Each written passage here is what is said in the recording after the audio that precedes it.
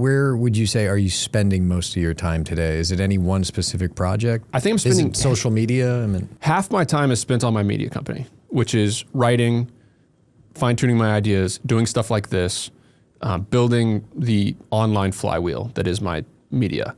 The other half of my time is meeting with operators and chasing talent. So, and this has been a long journey. Mm-hmm. In the very beginning, I was trading my time for money, just like most entrepreneurs start.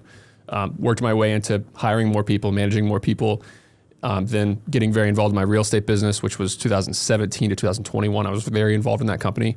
And now I'm attracting talent, and I'm motivating them as my core function at my businesses. So is that like an entrepreneur coach? I would say I'm just overflowed with opportunity because of my media, because of my social media presence. It sounds so ridiculous to say this. I'm just overwhelmed with opportunity. So people are reaching out, hey, I have this business opportunity, I have that. Mm-hmm. And are they looking for co-investors? Are they looking for someone to coach them? Are they looking for a partner? Yeah, they're looking for partners. They're looking to grow a company. They're looking to, maybe get off the venture capital, rat race.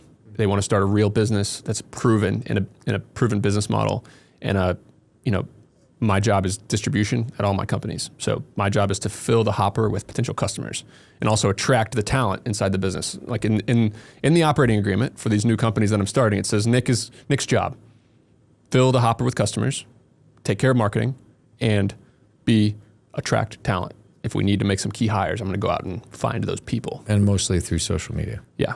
Twitter is great because I can find customers, I can find investors, but it's super, super powerful because I can find people who know what they're doing, operators who have done it, they've hired, they've built teams.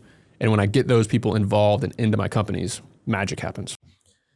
Before you go, we have a new sponsor of the show, recostseg.com. And if you bought a piece of real estate, you need to get a cost segregation study done. It's what allows you to get all that sweet, sweet bonus depreciation. And it's how real estate investors like me and many others pay almost nothing in taxes on an annual basis. You can cost seg a single family rental, a short-term rental, or a large commercial property. recostseg.com is affordable and aggressive and super fast to turn them around. They've done 10 plus cost segs for me this year. They're going to do many more for me. Visit recostseg.com to learn more.